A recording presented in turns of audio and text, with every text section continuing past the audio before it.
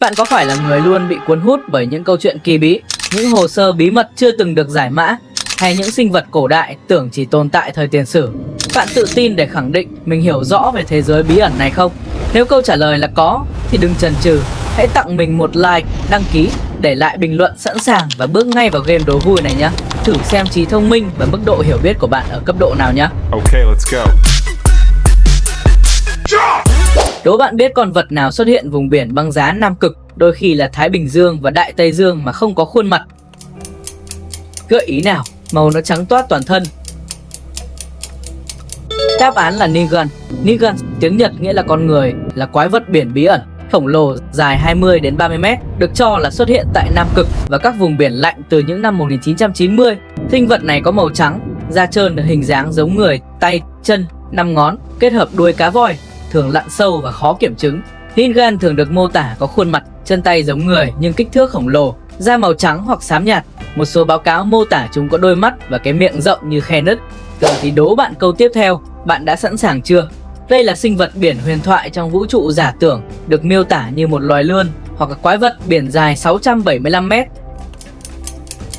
Gợi ý này nó có 6 mắt.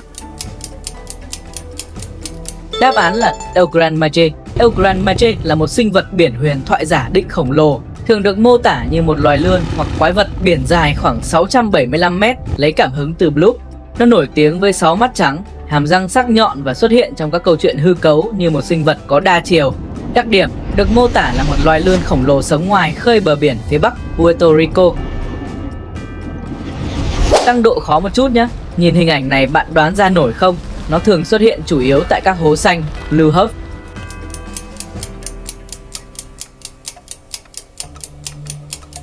Quá xuất sắc, chính là Lusca, là một quái vật biển huyền thoại trong văn hóa dân gian vùng Caribe, thường được mô tả là một con bạch tuộc khổng lồ hoặc sinh vật lai giữa cá mập và bạch tuộc. Nó gắn liền với các hố xanh Blue House ở Bahamas, được cho là nguyên nhân gây ra nhiều vụ mất tích bí ẩn và có thể dài hơn 23 mét.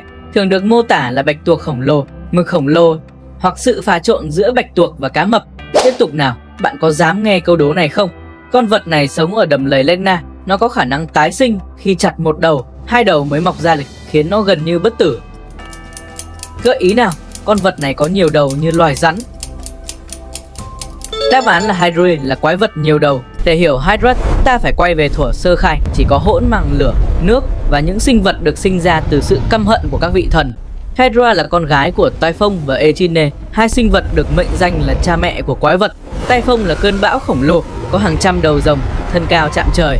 Echina là nửa người nửa rắn, và từ trứng của chúng, Hydra được sinh ra thành một sinh vật của bóng tối, của nước độc và của cái hình dạng của Hydra. Toàn thân nó được bao phủ bởi những lớp vảy như thép đen. Mỗi cái đầu của nó lại có một tính cách riêng, và mỗi khi một cái bị chặt đi, 2 cái mới mọc ra. Hydra sinh vật mà đến cả các vị thần cũng phải e dè. Một ngày, con người được chọn để đối mặt với nó. Người ấy là Hercule, con trai của Zeus. Khi Hercule đến Legna, không khí đặc quánh như có ai bóp cổ, mỗi hơi thở đều mùi lưu huỳnh. Khi Hercule rút kiếm, Hydra trồi lên, thân dài như con tàu. Điểm yếu là chỉ có một cái đầu bất tử.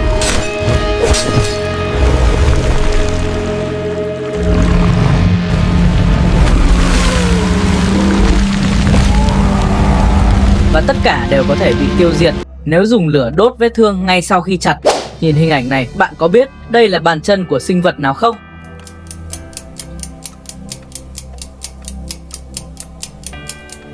Chính xác, đây là dấu chân của Bigfoot. Bigfoot hay là Sasquatch là một sinh vật huyền thoại giống vượn người, cao lớn 2 đến 3 mét, lông lá, được cho là sống trong rừng rậm Bắc Mỹ. Mặc dù có hơn 10.000 báo cáo nhân chứng và các dấu chân khổng lồ 60 cm, nhưng giới khoa học chưa tìm được bằng chứng xác thực, thường cho rằng đây là lừa bịp hoặc nhận dạng nhầm. Câu chuyện Bigfoot bùng nổ toàn cầu nhờ một đoạn phim nổi tiếng.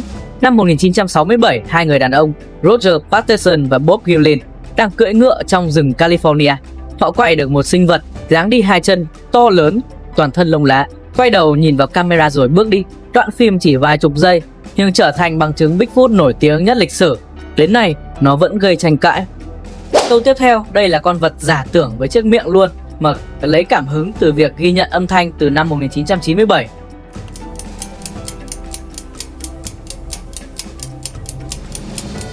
Quá xuất sắc, đây chính là The Bloop, con vật sinh ra từ giả thuyết khi có một âm thanh tần số cực thấp, cường độ lớn được phát hiện ở Nam Thái Bình Dương năm 1997, được ghi nhận cách xa hơn 4.800 km. Âm thanh bí ẩn này ban đầu gợi liên tưởng đến quái vật biển khổng lồ, và từ đó sinh vật giả tưởng to lớn này bắt đầu được lan truyền mạnh mẽ.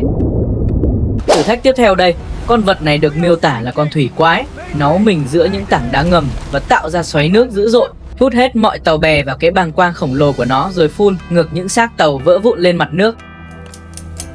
Ai mà trả lời đúng câu này đúng là fan thần thoại luôn đấy. Đáp án là Charybdis. Nguồn gốc Charybdis. Trong thần thoại Hy Lạp, Charybdis từng là một nàng tiên biển, là con gái của thần biển Poseidon và nữ thần Geo, vị thần biển cả. Nàng xinh đẹp, trung thành và giúp cha mình mở rộng biên giới biển, nuốt trọn từng vùng đất khô cằn để biến thành đại dương. Poseidon vốn có thù hằn với người em trai là thần Zeus, vua của các vị thần. Giúp cha rửa mối hận thù, Charybdis đã nhấn chìm nhiều đảo và đất đai của thần Zeus. Chúa tể của các vị thần nổi trận lôi đình trước hành động to gan lớn mật của Charybdis, lập tức bắt nàng và trói nàng xuống đáy biển.